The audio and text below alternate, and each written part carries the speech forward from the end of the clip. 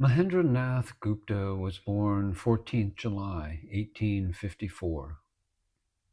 His parents were spiritual-minded and he was deeply devoted to his mother. From childhood, M had mystical inclinations. He was a bright student and gained deep knowledge in English literature, Western philosophy, and other subjects. He was from a very early age of a spiritual turn of mind, and the makeup of his mind was different from the ordinary. He was thus blessed with authentic spiritual experiences which do not often fall to the majority of humanity at an early age. When he was 4, he went to the Car Festival at Mahesh with his mother and visited Dakshineswar on the way back. With reference to this, Mahendranath once said, "The temple was all white then, new and fresh. While going round the temple, I lost sight of my mother and was crying for her, standing on the dais of the temple. Someone then came from inside and caressed me and began to call out, 'Whose child is this? Where has his mother gone?'" The fond imagination of Mahendranath would dwell upon the incident and love to think that it was his master who had planted a spiritual seed. The outstanding piety of his mother impressed him, and when she died, he felt disconsolate and wept bitterly. Then one night he saw his mother in a dream, speaking in a sweet voice. "I have so long protected and looked after you. I shall still continue to look after you, but you will not see me." Master Mahasaya, after narrating the incident, would say, "It is the Divine Mother of the universe who, in the form of my earthly mother, protected me in life. She is still protecting and watching over my life." The early inclination of his inner being bespoke the intense spirituality of his later life. This spiritual temperament found expression in an early manifestation of piety. From an early age, whenever passing by a temple, he would bow down before the deity and stand in awe and reverence.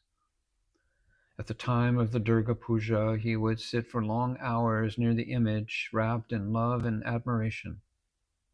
He was very fond of seeking the company of sadhus who visited Calcutta, especially on the occasion of yogis who came for their holy bath in the Ganges, or for the melas, the divine festivals en route to Puri, on pilgrimage to Jagannath. Later in life, he would say that this habit of seeking the company of sadhus stood him in good stead and eventually brought him to the feet of the Prince of Sadhus, Sri Ramakrishna Paramahansa. Mahendranath was a bright student. He passed the entrance examination from the Hari school and occupied second place in his class, and then graduated from the Presidency College in 1875, standing third in the university. He was a student of C.H. Tawney, the well-known professor of English, with whom he kept up correspondence even after his professor retired. Towards the end of his college career, he married the daughter of Thakur Charan Sen. Her name was Srimati Nikunja Devi, and she was related as a cousin to the well-known religious teacher Keshab Chandra Sen. Nikunja Devi was also blessed with the intimate acquaintance of Sri Ramakrishna and the Holy Mother, and obtained their grace and love. Entering the householder's life, he first served as headmaster of different schools. Besides this, he served in the city and metropolitan colleges as professor of English literature, mental and moral science, and history and political economy. When he first met Sri Ramakrishna, he was serving as a teacher at the Shyambazar branch school that was established by the well-known scholar Pandit Ishwar Chandra Vidyasagar. Before he met Sri Ramakrishna, the spiritual teacher whom he frequented and looked up to as his ideal was Keshab Chandra Sen, the leader of the Brahmo Samaj movement. Keshab was then in the plenitude of his power and popularity, and by his sermons and discourses and saintly character had won the heart of many Bengali youths, just like Mahendranath. He attended many of Keshav's meetings, both at his family house and at the Navavidan Mandir. He used to say that the soul-stirring prayers of Keshav, delivered in such sweet language and voice, with his face bright with the enthusiasm of a prophet, produced a great impression on him, and Keshav appeared to him like a god. He had heard no one speak with such power, and none had stirred his soul so much before. Mahendranath used to say that Keshav's sermons appealed to him perhaps because Keshav was then in contact with Ramakrishna, and that the Master's light was then coming to him reflected through the medium of Keshav Chandra. Keshav had then made the acquaintance of Sri Ramakrishna and used to visit him in the company of his friends and disciples. One afternoon, M went for a walk with his nephew Sidhu to the temple garden of Dakshineswar. He was in a depressed frame of mind, but the subsequent meeting with Sri Ramakrishna removed all sadness. When M first met Sri Ramakrishna, the Master was sitting in his room discoursing on God before a rapt circle of listeners. The first meeting captivated the heart and soul of Mahendranath, and he returned home a slave to the Master's love and vowed to revisit him soon. But educated in Western lore and saturated with the thoughts of Western philosophers like Kant and Hamilton and Herbert Spencer, he believed in the intellectual sufficiency of modern knowledge. He had a little of intellectual superiority and considered himself a man of learning. But a few hard knocks from the Master were enough to shatter his intellectual pride. He soon placed himself in the position of a learner at the feet of one who had access to the fountain of all knowledge. Real knowledge is the knowledge of God, the ultimate reality. All other knowledge is limited and sense-bound, and only a form of ignorance. This he was never tired of reiterating to his listeners in later life. In fact, he would often say, "Intellect has been weighed in the balance and found wanting. Intellect, a feeble organ, limited and conditioned by the senses, cannot solve the problem of the unconditioned and the unlimited. Revelation is necessary to have a knowledge of the unconditioned reality. And for that, the association of sadhus who are ever communing with the infinite and eternal is required, and the true sign of authentic spiritual life. That alone will purify our mind, which will then receive and catch messages from the beyond, the unconditioned and infinite reality. Without that, no amount of intellectual knowledge is of any use to take us into the region of the unconditioned." Mahendranath found in his Master one to whom knowledge was revelation, who was not walking in the dim twilight of finite knowledge, half light and half darkness, but who had the direct perception of truth and lived in that truth constantly in samadhi, or meditative absorption. His Master's intense hunger for truth, his frequent plunges into the depths of superconsciousness, his perception of God as a very near and ever-present reality, and his rapturous communion with the Divine Mother produced a deep impression on Mahendranath, and putting aside all vanities of education, he became a rapt listener to the flow of revealed knowledge that fell from the lips of his beloved Master. This attitude he maintained to the end of his life. Seeing this attitude, his master once called to him and said, "Whatever you hear falling from this mouth, know to be the words of the mother." His master recognized at first sight the spiritual caliber of Mahendranath and the unique spiritual material which lay embedded in his makeup, waiting for a spark of the divine fire. He was not a little shocked to hear from his mouth, in answer to a query, that he had already bound himself by marital ties, and that a son had been born to him. For it was the master's idea that one must conserve all one's power and not scatter it in worldly pursuits. One should direct the collected and concentrated energy of mind, body, and soul Godwards. Then only will be a great development of spirituality. Then he explained to Mahendranath, "I can see from the signs of your eyes, brows, and face that you are a yogi. You look like a yogi who has just left his seat of meditation." The master then began to train him for his work. He began to teach him how to live unattached in the world, and all his instructions to him tended that way. In his first meeting, when M asked the master how to live in the world, the master said, "Do all your work, but keep your mind on God. Wife, children, father, and mother, live with all and serve them as if they are your own, but know in your mind that your relation with them is temporary." The maidservant of a rich man's house does all the work of the household, but her mind flies to where her native home is in the country. She calls her master's children hers and brings them up. She calls them my Ram and my Hari, but knows in her mind that they are none of her own.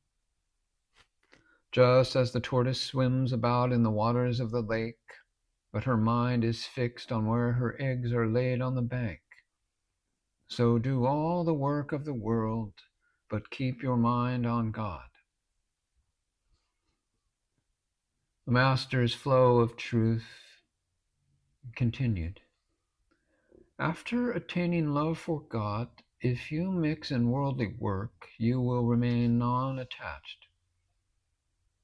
For that one must retire to solitude occasionally and think of God intensely and exclusively. In order to get butter out of milk, one must let the milk settle into curd in a solitary place, and then, sitting alone with concentration, chum the curd. Then the butter will rise to the top, and that butter will float on the water and not get mixed up with it. In a similar way, by prayer and meditation in a solitary place, one can get the butter of love and knowledge of God in the mind.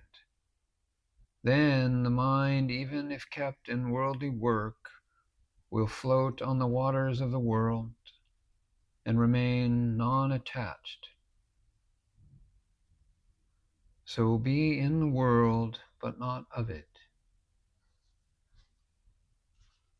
How difficult it is to practice these things in worldly life, in the midst of wife and children and money and 100 other worldly distractions, in the storm center of life, exposed to gusts from all directions, as anyone who has attempted it knows in his heart of hearts. It becomes easier if one isolates oneself in early life and fixes one's thoughts first on God and then mixes in the world. Yet Mahendranath, through the grace of the Guru, carried it to success and attained to perfect yoga in God in the midst of the storm and stress of life. The grace of the Guru made the impossible possible. The master knew that Mahendranath was an officer of his inner circle, destined to preach his word, and he began to train and commission him for the purpose. So we find the master in one of his meditative trances praying one day in July 1883 to the mother about Mahendranath, saying, Mother, you have given him a large spoonful of power. Oh, I see. That will be sufficient for his work. So, as early as that, all these arrangements of commissioning the disciples with power were being made secretly with the mother so that they would do the work of teaching in the future. Mahendranath was from the beginning inclined to the worship of the formless God and spoke of this to the Master. The Master encouraged him in that worship and gave instructions. And one day he took him to a famous artificial lake to teach him how to meditate successfully on the formless, like a fish moving about in joy, unobstructed in a large sheet of water. But he advised him to give up all sectarian and narrow outlook, not to look upon other modes of worship as wrong. Then gradually he taught him the worship of God with forms, saying, "Recognize the worship of God with forms. He appears before the devotee in forms carved out of consciousness." Ramakrishna was thus broadening the base of his spiritual life. And the Master led him gradually from one aspect of divinity to another, and gave him the taste and visions of God desired by heavenly beings. The Master would ask his newly come disciples, in a way of testing their power of spiritual appreciation and openness to truth, saying, "What do you think of me?" And if anyone at an early period recognized him to be an incarnation, the Master thought he had great spiritual potential. Accordingly, on the third day of his meeting, he asked M, "What do you think of me? How many annas of knowledge have I?" And M answered, "Annas, I cannot say, but such love and knowledge and dispassion I have not seen elsewhere." And the Master began to laugh. And some time afterward, he again asked M about himself, and M answered, "The Lord has created you himself with his own hands, and other beings with a machine. The power of the Lord has been embodied in you." The Master said, "What is the measure of that power?" "Measure, I cannot say, but that his power has become incarnate is clear."